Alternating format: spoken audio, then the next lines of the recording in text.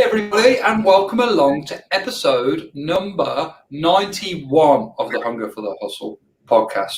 You may notice that I did get some of the numbers and the graphics mixed up, but don't worry about that. This is officially episode 91, and I officially have Kerri Shepard on the show. Welcome, Kerri. How are you? I am good. How are you, Jake? I'm doing great, thank you.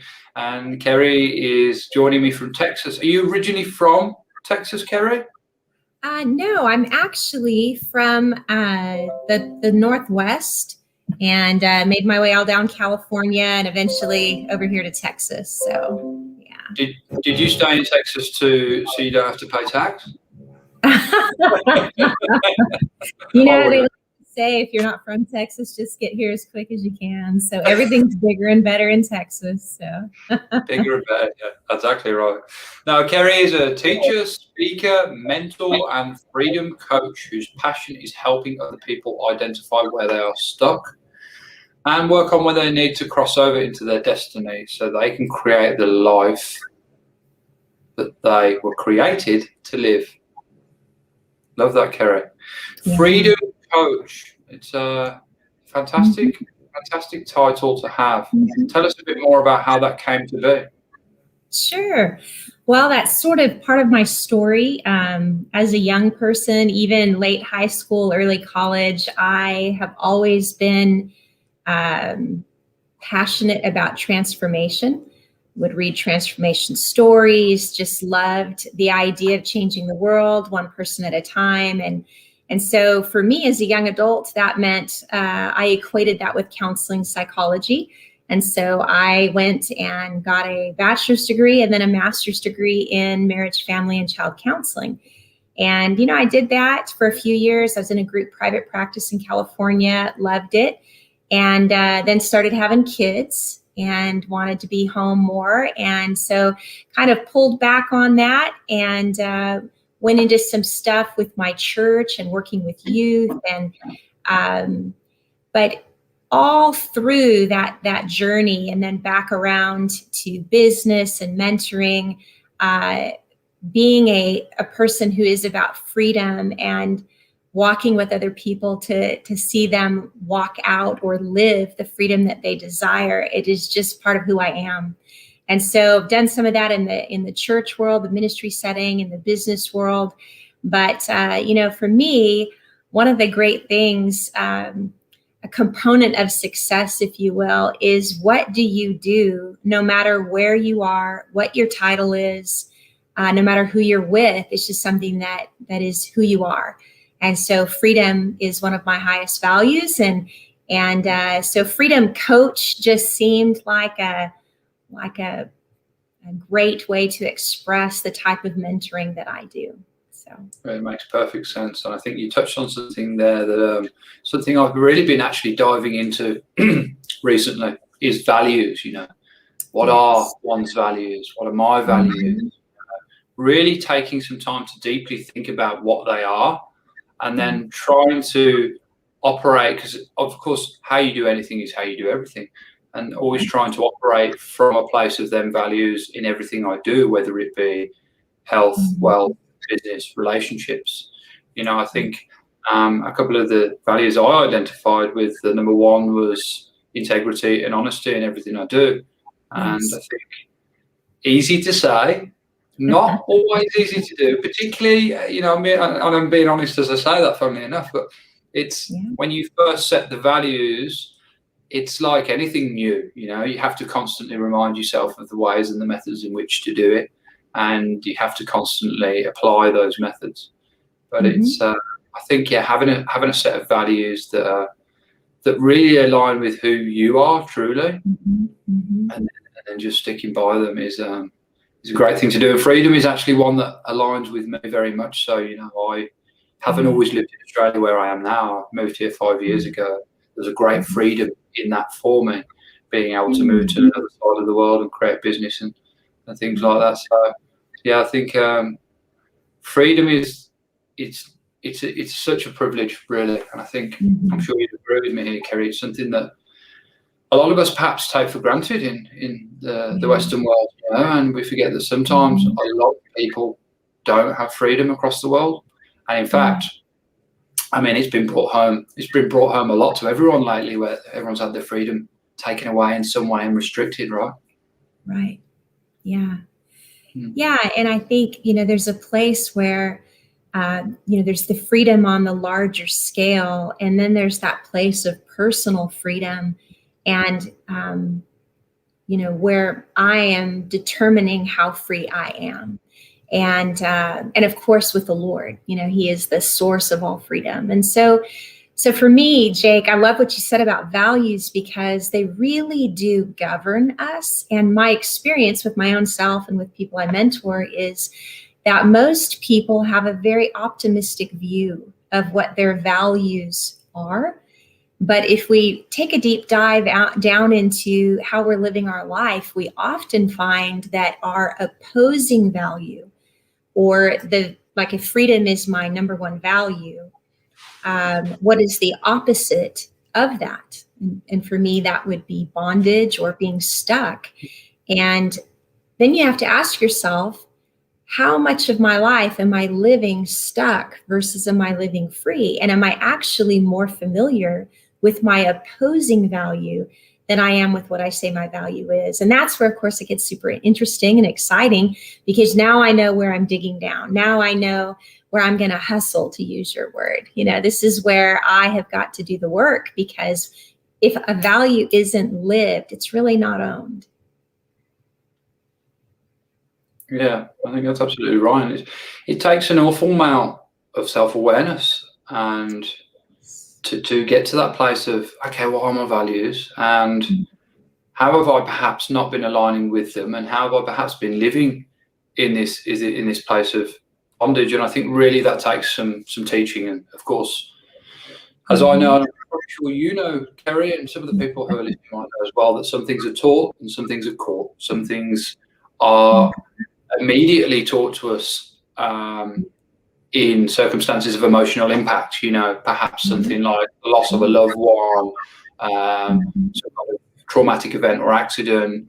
And then other things are taught through repetition, repetition and repeating the process the same again. And people find that a lot with faith and belief work, and of course with mindset work as well. And I think particularly with the self-awareness stuff, I journal every day, and I find that that's how I increase my ability to be self-aware and keep those values dialed in. And look, some days I forget. Some days I forget, and I'm like, I forgot to do it. But I always write retrospectively the next day, just to make sure it's done.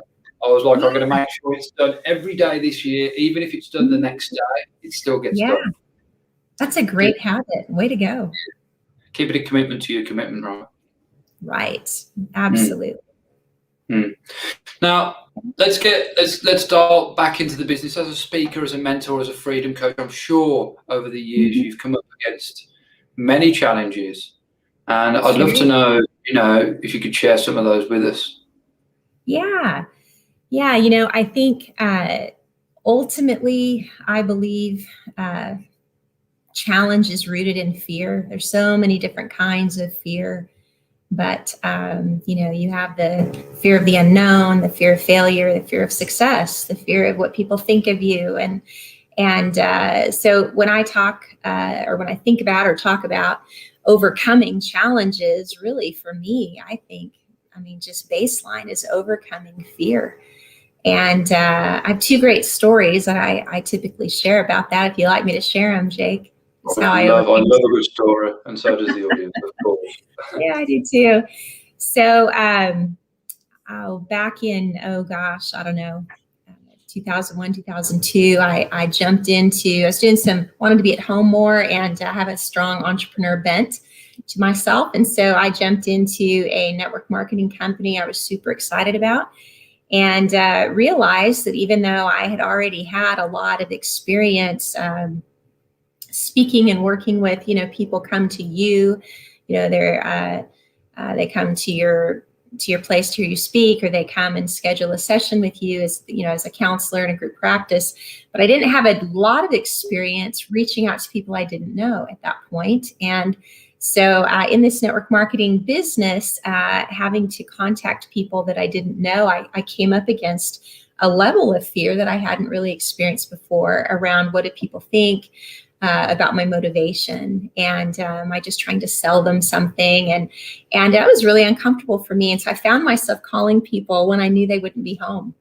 It's like, let me call when I know I get their voicemail, and then they can just call me back. And so I was putting myself back into a safe position of people come to me. And I realized, this isn't leading to success. And I realized that's fear. And I want to live my life in a way where I don't tolerate fear. And I'm not talking about a feeling. My definition of fear, it's a spirit.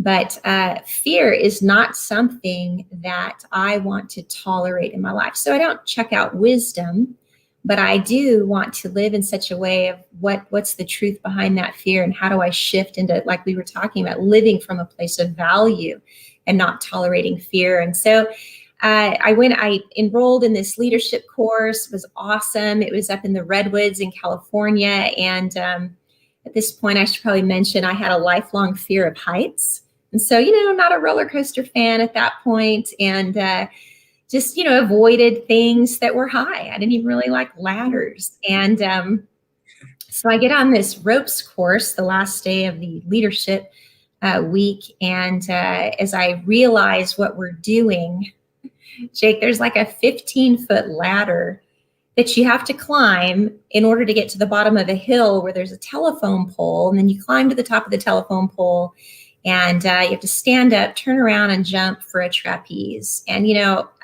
this made everyone uncomfortable, except maybe people like you who are high adventure people, but it made us uncomfortable. And I'm thinking, there is no way.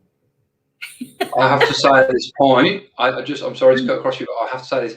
I used to have a huge fear of heights, and I did a skydive, and it purged it out, got rid of it. But no, I'm totally with you. But yeah. Please do go. Yes. So the instructor, who was amazing, said, you don't have to do this activity, but you do have to suit up. And so that, put on the outfit, put on the harness, get all the belts buckled or whatever, and you have to go touch the ladder before you decline. And there is something in me about declining. It'd be one thing to say, oh, I don't want to participate in an activity, but to do all of that. So I thought, okay, I get the outfit on, I get the harness zipped in, checked all the buckles. I go over and I put my hand on the ladder, and there was just something in me that would not say, I decline. And yet I'd already postured my life around, I'm not going to tolerate fear. But, to me, fear of heights was just this innocuous. And in that moment, I realized this thing's got to go. And so I thought, you know what, I'll just climb the ladder and then I'll decline. That'd be something. And I get going up this ladder, and there's like this war literally going on on the inside of me. And I hear my inner voice screaming at me this phrase, this is not who you are. And it was the craziest sensation. I had never had a mental war going on before. And so there's this deeper part of me that's like, I won't quit. I'm not going to do that. But I had disconnected from the rational part of me of what's going to happen when you get halfway up a telephone pole. Now you have to climb down backwards. And so that struggle just kept going. But this deeper part of me that was like, I am not going to quit, took over. And so I climbed up the ladder. I transitioned to the telephone pole, rung after rung, got to the top. And if you've never been to the top of a telephone pole, let me just share with you, there's nothing to hold on to. So you sort of have to cover your body at the top of the telephone pole while you get your legs up on the very top rungs and then sort of leap up onto the top. And all while not looking down. Can you feel it in your stomach right about now? Yeah, I'm at the top of that pole with you. Yeah, and then I realized that the trapeze I was supposed to jump to was behind me. Well, the top of a telephone pole is about the length of my foot. And so you have to shimmy inch by inch until you can turn your body all the way around and look at the trapeze. And there was just something on the inside of me. I think just the the years of developing trust, of overcoming pain, of not tolerating fear brought me to this place, this defining moment. And I have a great picture of myself pushing up my sleeves because I thought, if I'm jumping for this trapeze, I'm not missing. And I jumped through the air. There's a great picture of me just, horizontal, grabbed the trapeze, screamed for all I was worth. They had to convince me to let go and let me down. But I thought, man, you can't teach that. That is something that you have to experience. And when you do, you realize that courage, which is a very high value of mine, courage isn't about feeling. Ultimately, what you've decided is I'm choosing courage over the feeling of fear to get what I want. And so that was I think fear across the line, across the board is the number one challenge. It has a lot of names and faces. But that was probably the biggest or most confrontational experience I had around fear. And after that, it was really just a matter of applying what I learned, that fear is an obstacle and there's a way around it. And I'll use my values. I'll use my faith. So. I think that's a fantastic story, and courage over fear every time. And what a way to learn that lesson. And I think in reply, if you wouldn't mind me sharing a story back, and I hope the audience enjoys it too, because I still do some plumbing, but it's not my main earner these days. But being a plumber for 15 years anyway is the point I'm trying to make. And obviously with that job, it involves climbing ladders and working at heights. And although I always used to do it, that was a part of the job I didn't enjoy. And I would go on roller coasters, but you would probably find me at the bar at the theme park first to be able to get the courage to go on them. I struggled to enjoy them really. And then my friends bought me a surprise skydive for my birthday. And I was actually really excited, and I was all about it by the time it came around. I managed to coax a friend of mine into it on the day, which worked out really well because he came along and didn't plan to be involved. I was meant to go first up in the morning. Because he was then involved, they had to shuffle everyone around, which meant we saw about 6 plane loads of people land and still be alive by the time they landed on the ground, which really fortified our belief that everything was going to be fine and okay. And actually, by the time we went up there and went up in the plane, I was totally relaxed and really enjoyed the experience. And then I'd voiced that it was my birthday, and he said, well, who would like to jump out first? And I said, yeah, I'll go first. I always like to lead the pack. Wow. First. And everything was fine. And he goes, if anyone's ever watching this who's done a skydive, you'll know, but if you're sat there in the plane, which is a couple of meters wide and probably double that deep, there's a set of traffic lights in front of you. And he goes, right, okay, when that light changes to green, we're going to open the door, and I just want you to stick your legs out. And that was when things became quite real, and there was a big lump in my throat. The light went to green. He opened the door. I put my legs out, and I just hung my legs out, and my legs just went boom, like that. And I was like, oh my God, what is going on here? And it was like all cloudy, so you couldn't really see outside, and you couldn't really see below, which I realised now afterwards was a blessing. Yes. And then sure enough, I had a bit of bravado in me. I was laughing and joking with my mate. And then I jumped out, and the first thing I thought was, oh my God, what have I done? Like, what on earth have I just done?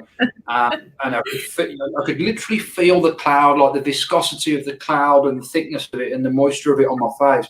And it got to, when you have so much fear and anxiety in you, it got to a point where it was like, oh my God, what have I done? Fear, fear, fear. But then it got to that much that my body just went, no, it's fine. I actually made peace with it within a couple of seconds.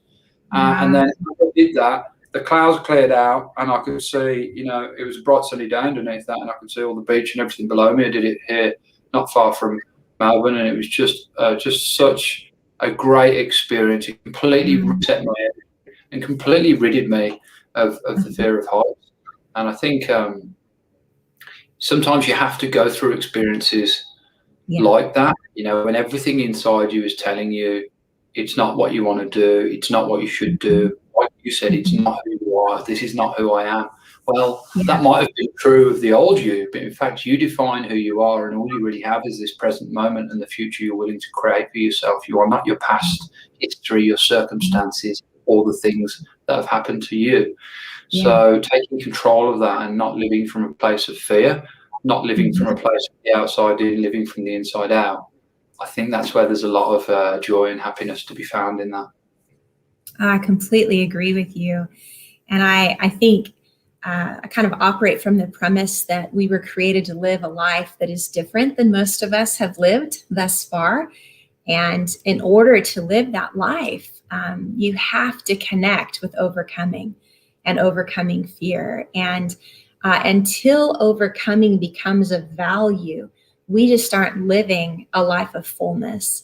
And so I think ultimately, these opportunities that you find yourself in, whether I'm on a leadership course, your friends give you a gift, really, my language, Jake, would be that's the kindness of God to orchestrate circumstances in your life to give you opportunity to overcome, because then you find out, like you found out this was worth it, but you never would have put yourself forward for something like that, right? Because we have this survival instinct. But when we have circumstances that bring us into places of confrontation, we get to choose something that we wouldn't choose on our own, which is kind of like mentoring and coaching. Your coach will put you in situations you would never put yourself in. Even at the gym, it's like those, give me 10 more reps. You would never do that if your coach wasn't there, or, not at the same level. So I think it's a beautiful picture even of what mentoring and coaching can look like. Yeah, I agree. It's about pushing through and overcoming, and you can apply that to all and any areas of your life. Most skills I find are actually transferable from one thing to another, whether it be in the health, wealth, or relationship or business sector. So they are transferable. I'm going to ask you another question about wins and triumphs in a minute, but before I do that, I just want to give a shout out to Cordell Jeffers, who is actually from Birmingham, back in England, same as me, and I can see he's listing there on the side. So shout out to you, Cordell. Good to have you on board, and I hope you're enjoying the show. Kerri, tell us about some big wins and triumphs. I know you've been a minister for many years, in fact, a couple of decades, I think, if that's right, isn't it? Right. Yeah. And of course, you've been in the space of teaching, speaking, mentoring, but there's always moments that stick out for us over the years of great triumph and wins and times that we never forget. And when we think about them, they always make us smile. And I'd love for you to share some of those moments you cherish with us. Yeah. Golly. I mean, on the one hand, it's like anytime you're sitting with someone or on Zoom or phone, mentoring, and they have a breakthrough. I mean, it feels like your breakthrough. It's like you've been laboring with someone and they've crossed over. I mean, so I have some favorite moments there where I just felt like I watched people change. I feel like people met themselves. There's just some pretty special moments. And, but I think other moments would be, there was a time I was part of a ministry school years ago. And I spent a year basically sitting with the students individually and mentoring and discipling and praying and, whatever was needed to help them cross over into some places. And so it was a lot of ongoing work and with a lot of different people who were all in the same community. It was a really rich time. And at the end of that, I looked back at the end of 9 months and thought to myself, if I could do this over again, how could I help in this 9-month space? How could I help people get there quicker and build a stronger foundation, create even more of what they were hoping for? And I realized I needed some sort of dedicated time teaching with some Q&A.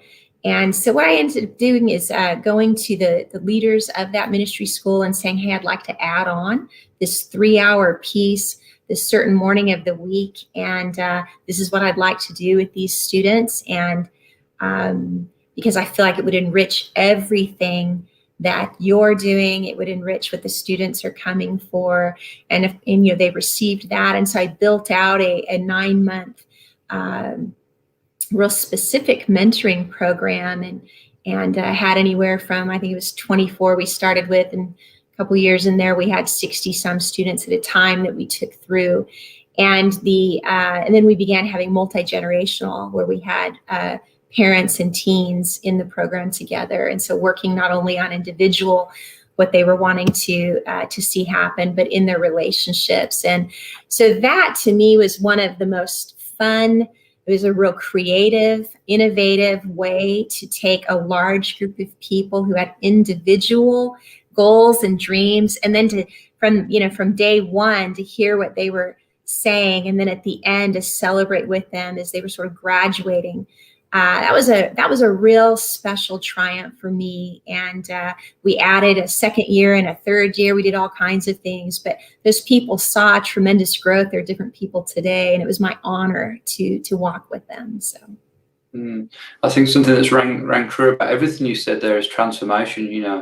Your real triumph is what you've seen is in transformation of people and being part of their journey and helping them, guide them through it. Yes. I mean, as you said there, sometimes you're working with people for a year. I think people have to. Sometimes we think transformation is going to take days, weeks, hours, or months, but in fact, it can take a lot longer than that, and you have to give it a lot of patience and persistence, I think. And it's great that there's people like you out there that give people that space to nurture that patience and persistence and transform, because I think that's what. We're in a constant state of motion, notion of motion. Our body is a molecular structure which is always vibrating at a high vibration, and everything's moving and constantly changing as the world is around us, perhaps faster now than it ever has before. And I think part of accepting that is being willing to grow and transform. And you can or you can't. You don't have to. But I think life can be much better when you decide that you're going to.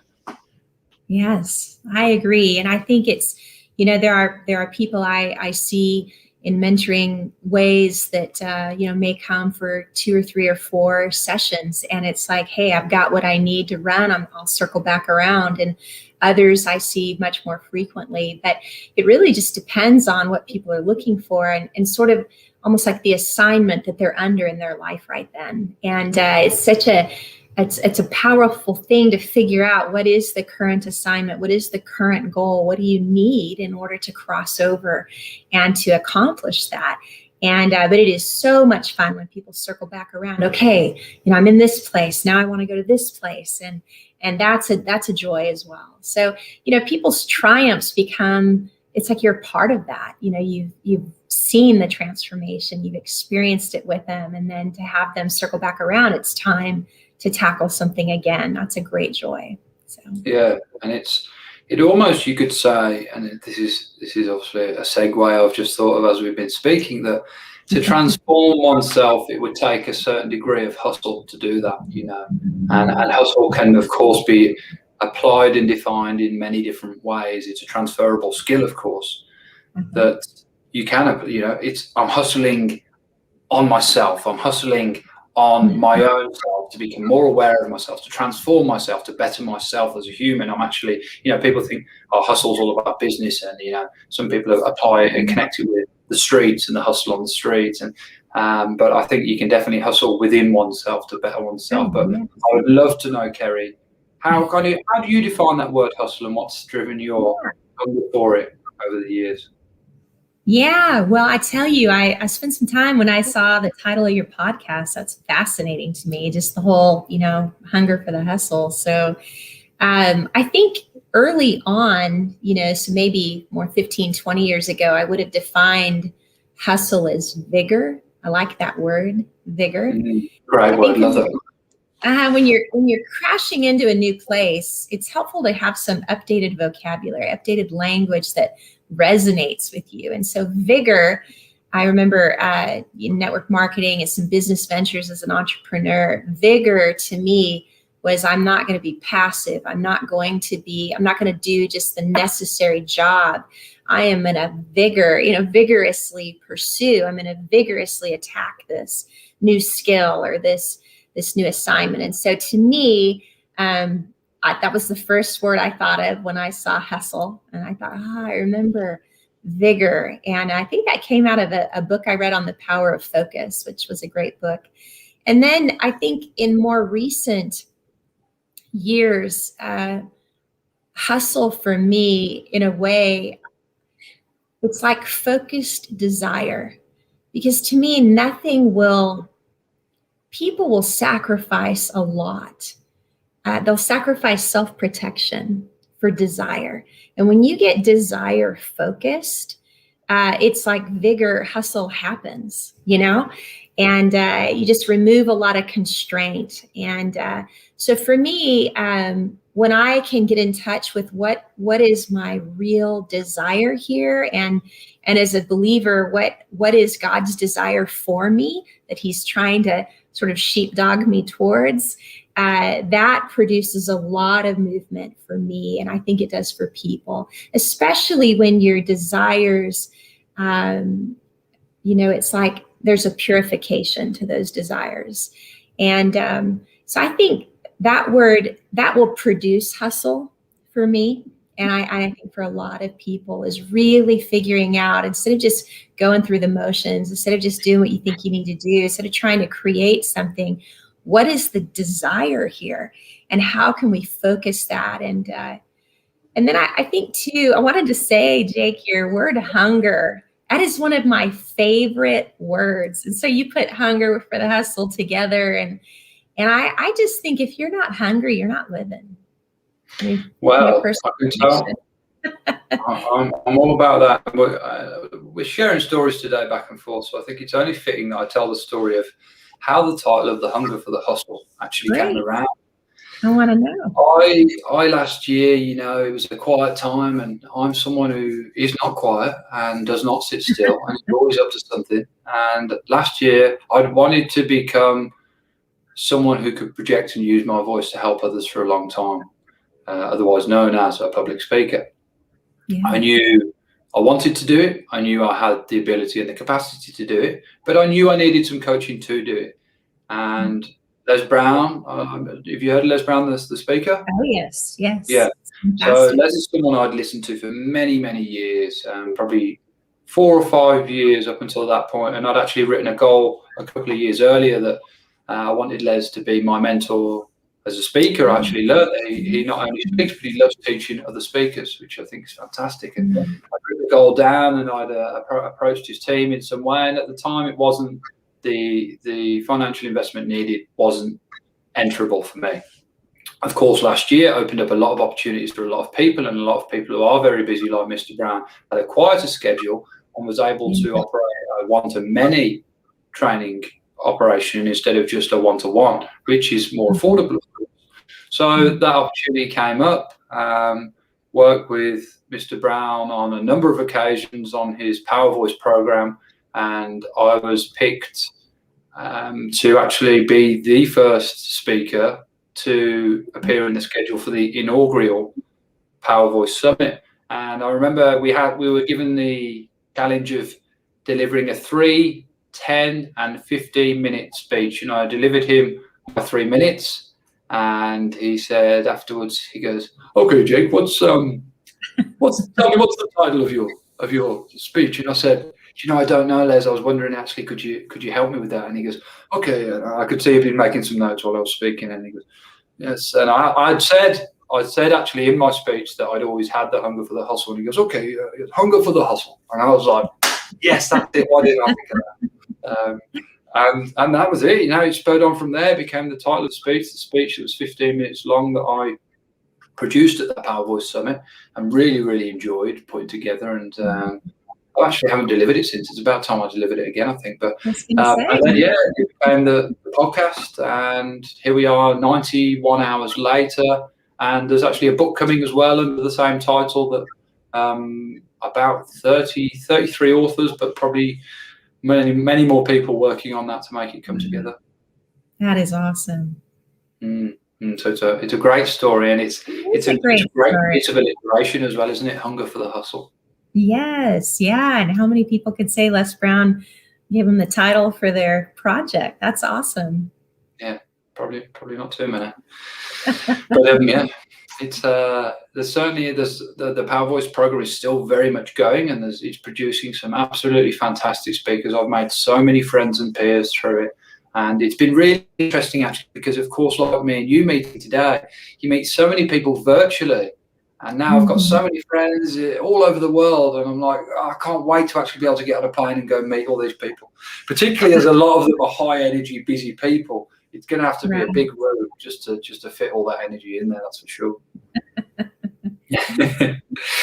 Kerri, I'd like to ask you, if you were to start in business tomorrow and you can apply this to perhaps your speaking, mentoring or coaching, is there anything you would do drastically differently? You know, I think what I would do differently if I was starting all over again is I would start writing and making resources available sooner. I mean, we all have somebody who's mentored us from a distance, you know, whether it's Les Brown or Zig Ziglar or Bill Johnson or, you know, anyone who you've read their books and you've heard their, you know, back in the day, the tapes, you know, you've watched them, their podcasts, whatever it is. I think I would start making resources earlier. And I have some things now. I have a children's curriculum that should be published this spring and some other products on my website and products that I'm still writing and working on. But I think just to be able to resource more than just the person in front of you sooner in my life, that is absolutely what I would do differently. And especially now, just with even in this last year, how we're turning more and more to the internet and to Zoom things. And it's really, again, a great trial that created this huge opportunity. And so that's for sure what I would do differently if I was, you know, I'd start that sooner. Yeah, I agree with you. And on the subject of opportunity there, you know, an optimist sees an opportunity in every calamity, whereas a pessimist sees a calamity in every opportunity. And I think depending on what kind of filter you look at this past kind of 12 to 18 months with, is what kind of opportunities you pull out of that, and then the actions you take to seize them opportunities. Because it's been a quiet time. Of course it has. It's been a quiet time for a lot of people, but it's led to some great things for a lot of people as well, I think. For sure. And, you know, the endurance that I remember even back in March when I'm like, you know, my kids immediately were asking, you know, Mom, how long do you think this is going to be? Is the world ever going to go back to normal? And I, without thinking, what came out of my mouth is no. And then I realized I didn't want to produce fear. So we had a conversation around that. And it's like, you know, when you look at opportunities from the mindset of, so for me, questions I like to ask is, God, what are you after? What are you after in this situation? What are you after in me? What is it you want here? What do I need to see that you see that I don't see yet? Because where you're aligning your focus, your energy is critical. And so, but again, it takes us right back to, you can't be afraid, and you can feel afraid. I don't know that ever shifts. But I do think there's a place where who you are isn't who you feel or what you feel. And if you don't have that revelation, that is critical. That I can feel a certain way, but that doesn't mean I am that. I remember one time we were renovating our home. We were going to put it on the market and sell. And I was working with a bunch of contractors and who, you know, are amazing people, but sometimes their timing is their own, you know, how long it takes them to get back to you or show up. Exactly what you mean. I am be guilty of that sometimes. Yes. Right. So I remember they were doing something that involved basically me taking my entire master bedroom, you know, things off the walls, all the furniture covered to the middle of the room. They were going to replaster or something. And so I did it, and then I never came. And then when they did, they were like, "Oh, we're so sorry. We're not coming till tomorrow." And so, you know, the hour that it took me to do all that, and then realizing if you don't come till tomorrow, I have to put it all back and then do all of this again tomorrow morning. And so, you know, for just a moment, you're tempted to be pretty offended at how just you're disrespecting your time or whatnot. But, I know to believe the best. That's the way to live. And I want people to believe the best about me when I've made a mistake. And so I was able to shift that part pretty quick, but I still felt really annoyed. And I sat there for a minute, and I'll just let you in on my inner conversation with the Lord in that moment. I was like, Lord, I am so frustrated. And the Lord said, are you, Kerri? Yeah, this is just the still small voice that you hear inside yourself, but I believe it's the Lord. And so I'm like, what do you mean? I felt like the Lord said, are you frustrated? And I knew in that moment he was saying, are you the sum total of your feelings? Is that the base level that you're living at? And I paused for a minute, and at the same time I'm thinking, but I am frustrated. So is it okay to say I'm not frustrated when I'm feeling frustrated? And in that moment, I really began to understand that I can feel frustrated in my soul, but I'm not going to align with that. And I felt like the Lord said to me, if you align with frustration, you're going to lose all your peace and have a really hard time hearing me today. Well, that made the decision for me. I am not going to align with frustration. And so in that moment, I said, Lord, I'm not frustrated. And I decided not to be frustrated. And it took about 20 minutes. And in that 20 minutes, everybody feels like a hypocrite. But it's determining that I am not my feelings. Praise God for emotion, right? I mean, it's like color, but it can't lead you. And until you determine that you're larger than they are and they need to follow you, you live a life that isn't very free. So, yeah, it was a great lesson. That is a great lesson, isn't it? Taking some time to listen to that inner voice. And it's about perception again. I'm not, Yeah. I respect the fact that you're a religious person. I'm not a particularly religious person. So that voice and who I would align with, what identifies it is, would be like the universe for me. For some people, it might be Buddha, it might be Allah. Some people might just say it's their intuition. But however you identify with it, listening to it is the key thing. That voice is there for a reason, and it's there to teach you the lessons, and the fact that the mess, in fact, becomes the message. And you can push away that inner voice, which many people do, particularly when you're a little bit younger. You push it away time and time again, and you make bad decisions and you make mistakes. But eventually, hopefully, we get to a point where we start listening to it, and we act upon it instead of just pushing it away and being completely governed by our feelings and emotions. Yeah, I mean, that's how animals live, I mean, we don't want to live survival of the fittest. We're greater than that. And there is greatness inside. You were created, I believe, by a great God to be great. And so, but if we live in sort of that place of instinct and emotion and urge, we're really not living at the level we were created to live. And so yeah, I think learning to master the emotion, even while it still feels really strong, is part of coming into maturity, coming into adulthood. And hopefully, if you're working with a mentor, if someone's working with a mentor, they're addressing some of that so that people can live in those higher planes. So. That excites me because it makes me think that I'm almost becoming an adult. We're on our way. It's exciting and scary at the same time. Excuse me. Yeah. We've talked about goals, dreams, and now we're going to add aspirations into that equation as well. You're someone who really puts a plethora of work into helping other people transform. And no doubt, I'd imagine you're someone who writes goals down and goes after them with a whole lot of hustle, funnily enough. But I'd love to hear some of kind of your goals, dreams, and aspirations for the future of your coaching business.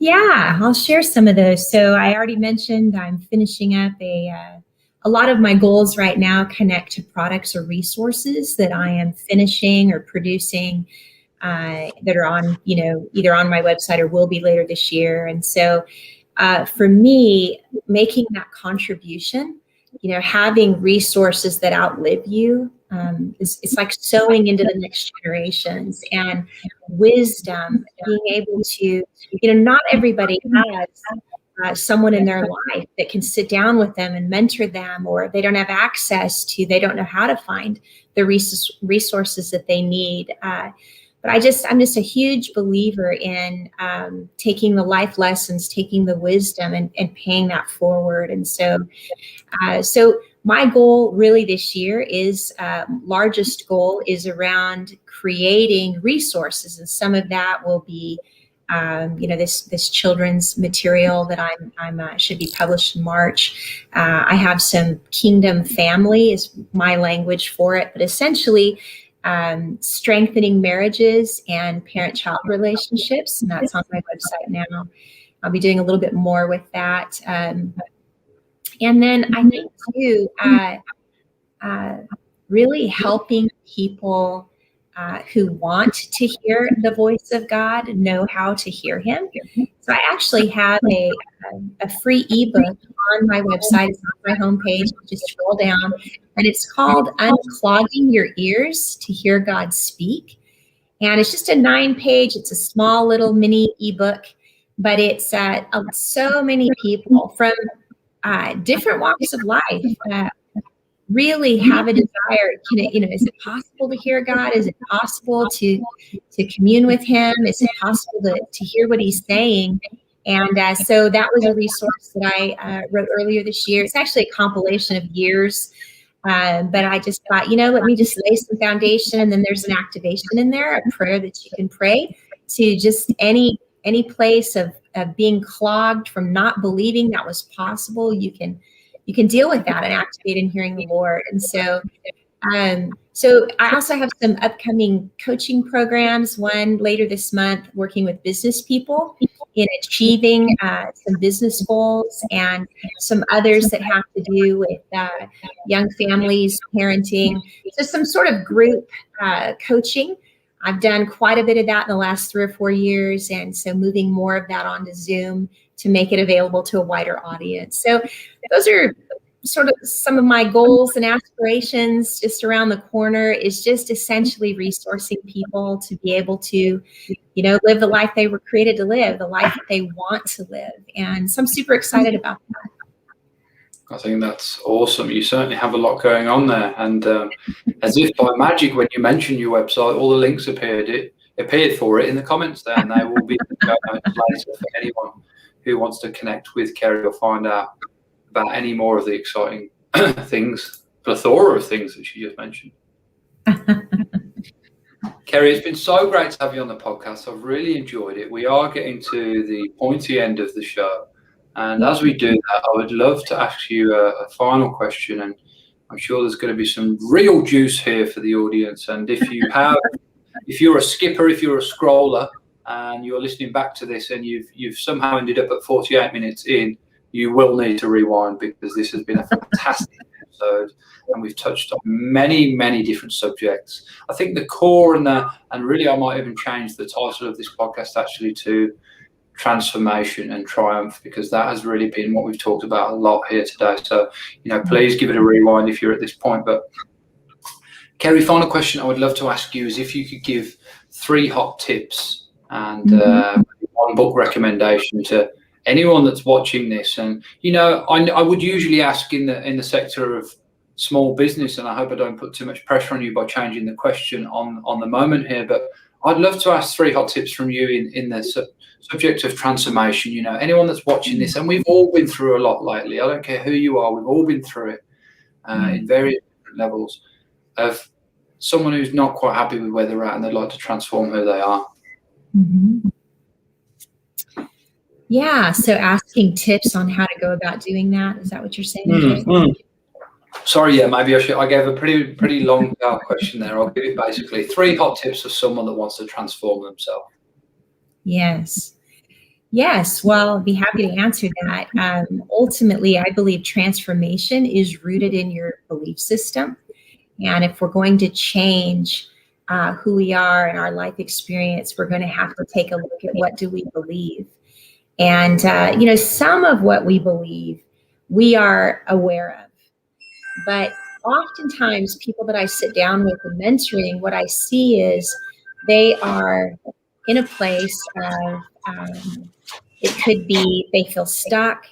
They might say they're in pain or confused. I like the word lack because it's like there's something lacking, or I have lack. I can't produce what I need. I don't have what I need, so I'm lacking. And when people get into those places of lack, they will often reach out for mentoring. They're looking for transformation. And in those places, ultimately, we need to take a look at your belief system. And we need to take a look at, are there opposing values at work? We need to take a look at what is it that you really believe? And some of that you're probably not aware of. And so we're going to involve the Lord in that. And but once we get to those places of this is really the belief that's driving that, then we're going to do some work with that, because there is truth that is available. And when you know how to dismantle what is really propagating the need for transformation, the stuck place, we can displace that with truth and begin to build a new path to walk on. Learning is so important. We kind of live in a culture that doesn't always celebrate learning. But, think about a toddler. Think about somebody, a little one who's like 10, 11, 12, 13 months old, and they take a few steps and they fall down. And they take a few steps and they fall down. And what do we say? Oh, they're walking. And they're really not. They're stumbling. They're falling. They're not walking. But what are they doing? They're learning. And so I really think if someone is looking for transformation, go to my website. There's a free 30-minute consultation. I would love to talk with you about where are you? Where are you stuck? Where do you want to go? Or where do you think you want to go? Sometimes we even need help identifying, where do I want to go? What destination am I after? And then let's take a look at what needs to be dismantled and what needs to be inserted there for you to take a few steps, stumble, take a few more, and you're walking, you're running, and you're living a transformed life. So that's what I would encourage people to do. And like I said, there's a free 30-minute consultation on my website if you'd like to hear more and see if I would be a good fit for you to walk that out. But I think in order to walk into transformation, it takes relationships. It takes people. My experience, most of the time, somewhere in that transformation journey, you're pointing to a significant relationship, somebody who had a mentoring aspect in your life and was coaching there with you. So I don't know if that's the 3 tips exactly, Jake, but that would be my take on, you have to be willing to be honest. I'm a truth teller. So if you can't embrace the truth, you're already stuck. But definitely, be seeking out a mentor, be willing to look at the hard places, and have a hunger for the truth that won't be satisfied with anything less, and you will find transformation. Wonderful words, Kerri. Just wonderful words. I mean, I can't even break them down because there was so much information packed in that answer. It was awesome. Kerri, you're a person who makes others feel at peace. You certainly make me feel at peace today. Someone who, even through the camera on the screen, just gives out serenity, and I really feel that from you. So thank you for your presence today, and thank you for spending your time with me on the show. I really do appreciate it, and I hope you guys have learned a lot today, because I'll tell you what, I certainly have. I just feel like, I genuinely, honestly feel like every episode gets better and better at the moment, and I'm sure that, as that is my belief, the trend will continue as we move into 100 episodes of this podcast, which there's going to start be some people with big notoriety coming on the show. I can tell you that. Not that you are not one, Kerri, but there's going to be some big things coming, that's for sure. But my main point is that, sorry, Kerri, what were you going to say? Oh, no, I was just excited for you. That's awesome. Thank you. But my main point was that I hope you've learned something, guys, and this show continues to grow and flow, but it does that because of you guys, the listeners, and I really appreciate you all listening on whatever platform you are listening. How can you help the show? Well, if you've enjoyed it, please give it a review, a like, a share, a comment, a subscribe. It would mean the world to me, and it means that even more people can listen and enjoy it. So thanks for that, guys. Stay hungry and keep hustling.